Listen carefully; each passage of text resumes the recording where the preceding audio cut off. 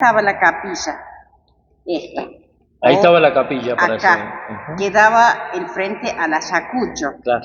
Venía otro patio pequeño interno y este era el pabellón donde yo estaba. Ajá.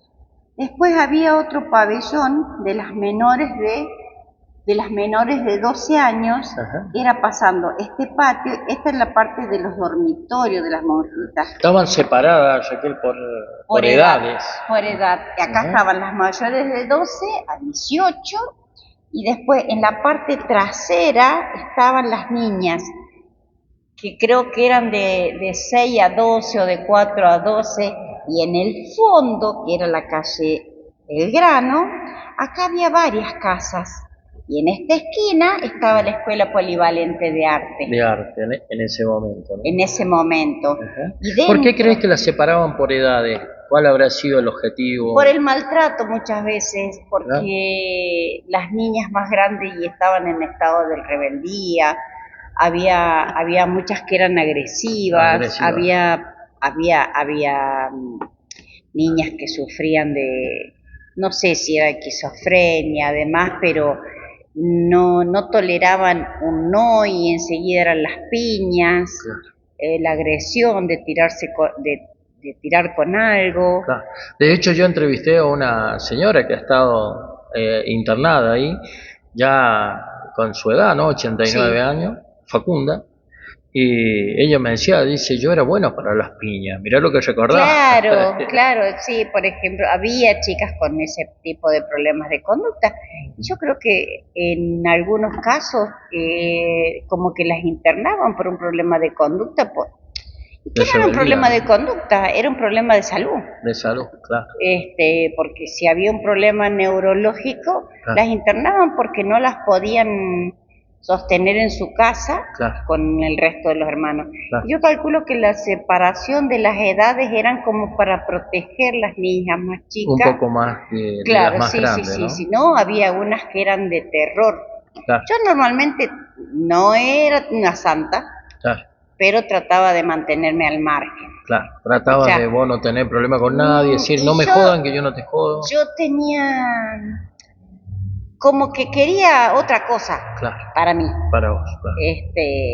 Me costó muchos años. Claro. Raquel, ahora esto era bueno porque acordate que en la historia no solamente se habla del abuso familiar con las chicas que venían, también en la historia ha habido muchos curas, muchas monjas que han sido, con esto no quiere decir que todas sean así, ¿no? Pero ha habido antecedentes también de abuso, de maltrato por parte de las monjas, de los curas. Sí, eso sí yo lo escuchaba, lo veía, porque cuando yo ingreso ahí, por ejemplo, no era Facunda, era Bernarda que Bernarda falleció en el hogar de ancianos. Y ella siempre nos decía, esta era una chica con problemas de retraso, no solo madurativo, retraso mental y demás. Y ella siempre decía que ella no quería ir para allá, porque cuando ella era chica la habían tocado. Pero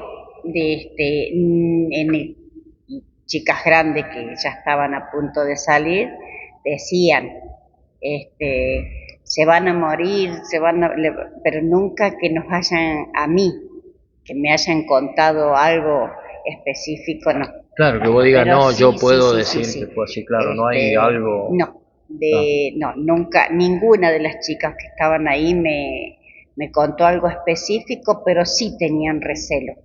Algunas tenían un recelo para ciertos lugares y todo. ¿Vos crees, Raquel, que eso fue bueno? Las edades, ¿no? Porque convivir más allá de que no estaban sectores separados, pero en algún momento se juntaban, ¿no? Las chicas de 12 años con las 16, 18. O sea, con las chiquititas. Claro, sí. Sí, había durante el día, sí. Había algunas que íbamos, por ejemplo, había que ir a buscar la comida. Claro. A la cocina grande. Y ahí nos encontrábamos con las pequeñas. Había una que le decían la mulata, porque era negrita, preciosa era. Y ella siempre sabía escaparse y nos gritaba para que le abriéramos la puerta. Pero se escapaba porque era terrible, ¿no? Claro. Y les habían preguntado, la hermana estaba en la parte mayor, y le decían, ¿quién te hizo algo? No, nadie me hizo nada, quería verte, le decía ella. Claro. O sea, pero sí, se contaban cosas feas, pero... Y hablando, retrocediendo un poquito con el tema de los abortos y demás, también se hablaba de eso en épocas como de muchos años anteriores, donde eran crueles los cuidados, donde hasta las celadoras eran de pegar y demás. Yo creo que yo ya entré en una etapa donde ya se estaba reformando todo para bien. Pero sí se hablaba también de eso. Pero para vos no era bueno que una nena de 12 años compartía con una chica rebelde de 16, porque a la larga podía tomar esa misma conducta, o había yo creo que algo estricto, ¿no? Yo creo que cada quien con el tiempo agarra la conducta que uno quiere ser. Claro. Yo no le echo la culpa al que toma droga con el que se junta. Claro. Yo creo que nunca consumí droga, no puedo decir que no, porque no sé si alguna vez me lo pusieron y yo la pasé. Claro. Pero yo sé que yo no compro, yo no consumo, y no, eso quiere decir que no me voy a juntar con gente consumidora. Claro. Sí, uno es lo que uno quiere ser. Uno es lo que uno quiere ser. ¿Cuántas chicas a promedio vivían en la casa del Buen Pastor? En mi sector, en el sector de las grandes, que eran de 12 a 18 años, y éramos desde 20 a 30, 35, 40. Un promedio general en todo y había 60 camas. 60 camas. Sí. 60 camas. 60 camas. Todo tipo salas, pabellones. Eran pabellones largos así, camas de este lado y camas del otro lado. Eran salones. Sí. Y cuando, por ejemplo, que se cubrían todas las camas acá, se trasladaban a Mercedes. Y cuando en Mercedes se llenaban las camas, las trasladaban para acá.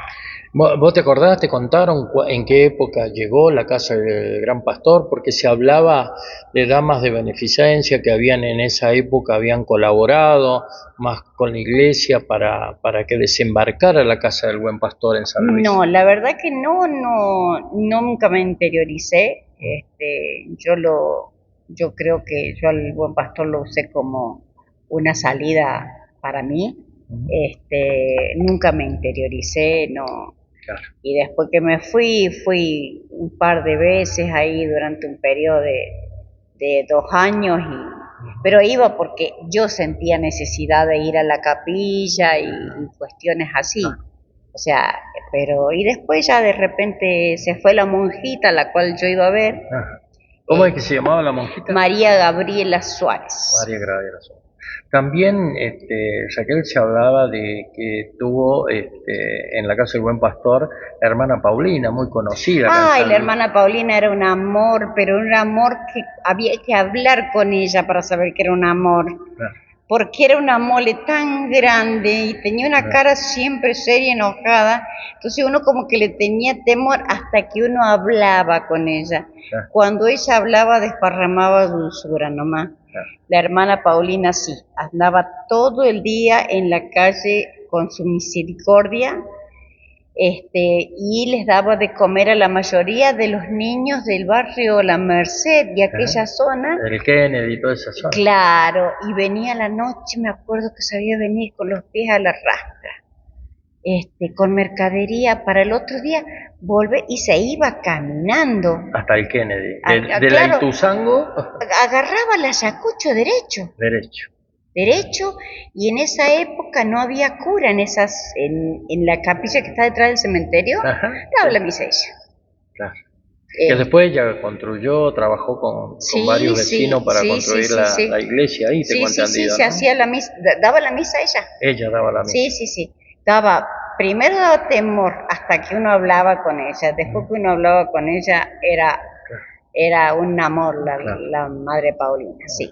Y estaba la madre Ignacia, que se enfermó y la trasladaron a Córdoba. Ajá. Eran buenas monjas. Bueno, ¿cuántas calculás que había? ¿Cuántas monjas? Eh, bueno, yo conocí a la madre Gabriela, a Paulina, la madre Ignacia y la madre Eugenia. Pero dentro había más, que eran, nunca le supe los nombres, la veíamos, pero eran ya viejitas, Ujú. como que estaban adentro Claro. de lo que eran sus viviendas. ¿Hombres nada? ¿O algún cura, alguien de la No, iglesia? iba el cura que iba a dar la misa los domingos, que nunca le supe los nombres porque iban diferentes. Ujú. Y por ejemplo, los domingos, hacia el mediodía, se escuchaba la voz de que andaba, en ese momento estaba él, bueno, sí, yo lo único, después del se vino el que está, creo. Claro. Que ellos venían el domingo después de la misa a supuestamente a almorzar y Claro. al rato ya porque escuchábamos las voces. Claro. Se Pero sentía en los pasillos de que... sí, sí, sí, Ujú. pero de ahí nosotros no veíamos nada, al menos yo. Claro. Raquel, toda una cuadra, ¿no? Ituzaingó, Era, Ayacucho, Belgrano. era prácticamente lo que es ahora el pasaje El Buen Pastor. Habrán sido unos 20, 30 metros más arriba hacia el lado de la Sucre. Todo eso, que ahora son unas casas particulares, desde Ayacucho hasta Belgrano, todo eso era el predio del Buen El Pastor. Buen Pastor. Teníamos un buen predio de patios y demás. Claro. ¿Y vos qué crees que pasó con el tiempo, no? ¿Eso se expropió? ¿Qué habrá pasado con el pasaje? Porque eso antes, al pertenecer al Buen Pastor, y hoy hay domicilios particulares que ya no Y lo deben pertenecen. haber vendido, no sé si eran casas del Estado o del Obispado. Ujú. La verdad que no sé a quién pertenecía. ¿Quién pertenece ahora? No, Claro. no. ¿Pudiste ver algo de las imágenes de adentro hoy en el Buen Pastor y qué recuerdos te trae? La verdad que ahora en mi adultez, yo creo que hace falta una casa de refugio, porque de refugio y orientación habría que cambiar un poquito la política que se usaba en ese momento, Ah, pero sí hace falta ah, ahora un refugio de ese tipo, ah, si bien mejorado, ah. hay muchas chicas que realmente lo necesitan. Claro. Hay algunos más los hombres que las mujeres, porque en el caso tuyo vos lo viste, lo viviste, lo sentiste, lo que fue tu experiencia de haber pasado por la casa del Buen Pastor. Pero por ahí hay algunos hombres que dicen, no, yo no consigo que vuelva, de que esté una institución así, porque los padres se desligaban de los hijos, la amenaza de internarlo. Es decir, cualquier problemática directamente se lo derivaban a la casa del Buen Pastor. ¿Vos coincidís con eso, Raquel?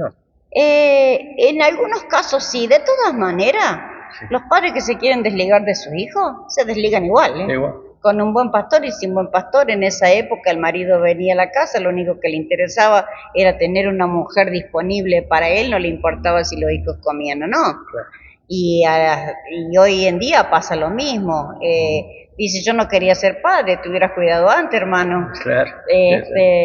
Pero hay muchas chicas que lo necesitan, pero lo necesitan porque no tienen la contención en la casa. Claro. O quizá a la mamá le faltó poder contenerla porque se casó joven, porque tuvo muchos hijos, y su hija con 14, 15 años, que también fue mi caso con una de mis hijas, y entonces no pueden Claro. contenerla. ¿A qué edad tuviste tu primer hijo, Raquel? A los 18. A los 18. Ya después de haber ido a la escuela agraria, ¿sí? Sí, sí, Así sí. que, ¿qué es lo bueno y los malos recuerdos que te quedan del Buen Pastor? A vos personalmente.